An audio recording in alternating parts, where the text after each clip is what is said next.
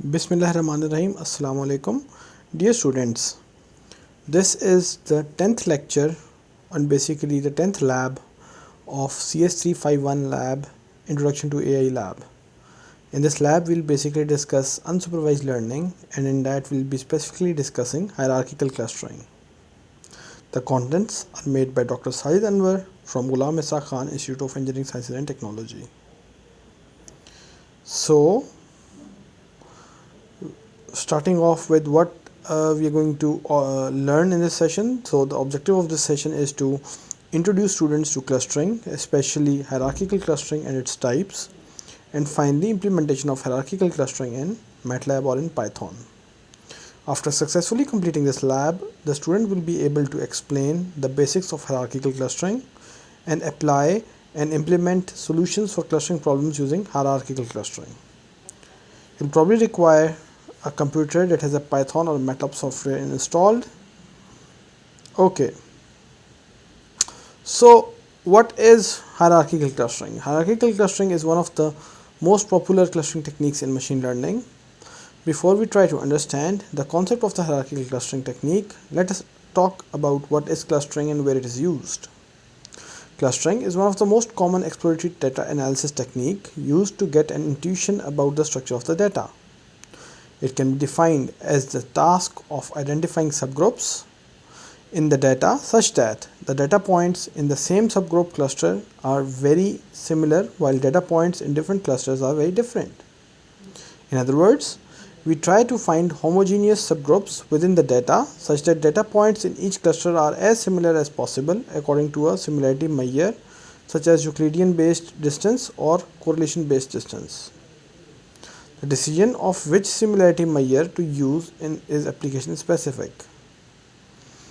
Clustering analysis can be done on the basis of features, where we try to find subgroups of samples based on features, or on basis of samples where we try to find subgroups of features based on samples. We'll cover here clustering based on features. Clustering is used in market segmentation, where we try to find customers that are similar to each other, whether in terms of behavior or attributes. Image segmentation, compression, where we try to group similar regions together. Document clustering based on topics, etc. Unlike supervised learning, clustering is considered as an unsupervised learning method since we don't have the ground truth to compare the output of the clustering algorithm to the true labels to evaluate its performance. We only want to try to investigate the structure of the data by grouping the data points into distinct subgroups. So what is the difference between clustering and classification or regression models? In classification and regression models, we are given a dataset D which contains data points xi and class labels yi. Here's the difference between clustering and classification. If yi belongs to 0, 1 or discrete values or 0, 1 to up till n, then for classification models, then this is basically classification model. And if yi's belong to real values, any value between given numbers, basically infinite values, then they are called regression models. So if you're trying to identify a number for your given input, then basically it's going to be regression. If you want to classify it in terms of a discrete class from among a discrete set of numbers, then this is going to be classification. Okay, when it comes to clustering, the only thing that we are provided with is a data set that contains only data points and it does not contain any class labels. So if you don't have any class labels, then the only thing that you can do is cluster them together. Now let's see what hierarchical clustering is. Hierarchical clustering algorithms group similar objects into groups called clusters. There are two types of hierarchical clustering algorithms: agglomerative bottom-up approach. They start with many small clusters and merge them together to create larger clusters. The other approach is the divisive approach, which is a top-down approach and it starts with a single cluster and then breaks it up into smaller clusters. So we can see, for example, here that P and Q are closer to each other as compared to RST. And in turn, R and S and T are closer to each other as compared to P and Q. And this is what it shows. However, both these algorithms are exactly reverse of each other, so we'll be covering agglomerative hierarchical clustering algorithm in detail. What is agglomerative hierarchical clustering technique? In this technique, initially each data point is considered as an individual cluster. Then we take the two closest clusters and make them the single cluster. Then we repeat the previous step and until there is only one cluster that is left, and at that time we are finished. This is how we can represent this process, and you can see that we start with single cluster and everything is combined together until all the values are combined together to get a single cluster. So what is a dendogram? We can use a dendogram to visualize the history of groupings and figure out the optimal number of clusters. A dendogram is basically a tree-like diagram that records the sequences of merges or splits. Here is how we can use dendogram to estimate the number of clusters in the data. First, we determine the largest vertical distance that does not intersect with any of the other clusters. Then we draw a horizontal line at both extremities. The optimal number of clusters is equal to the number of vertical lines going through the horizontal line.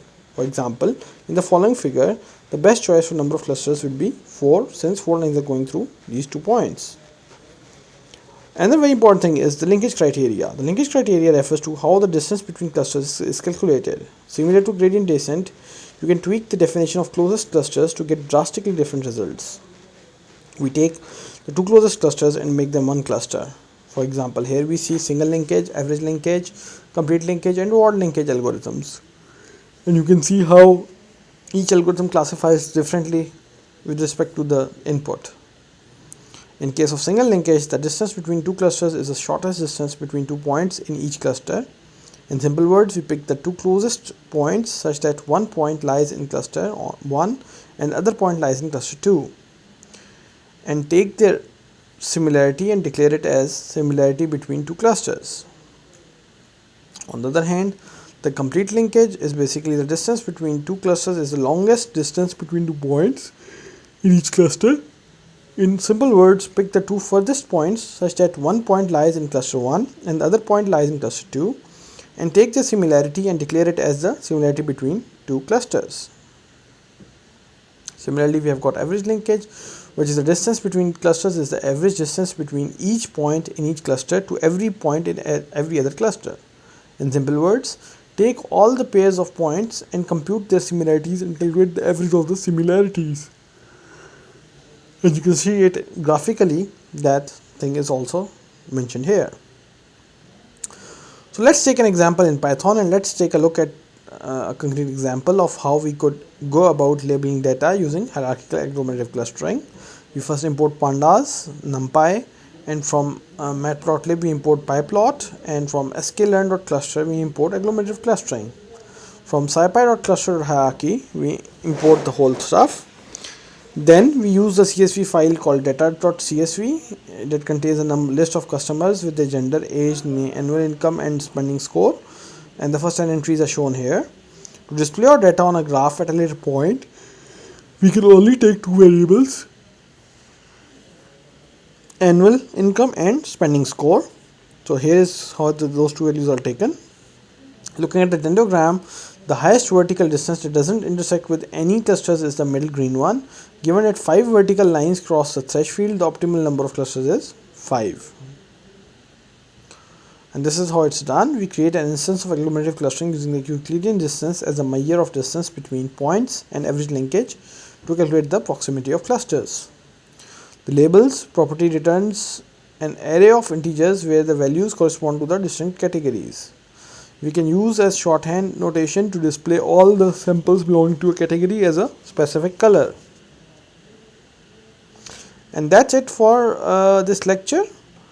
Here is where you can see the different colors representing different clusters, and you can see that we can kind of plot them and we can give them different colors and see what they are. So that's it for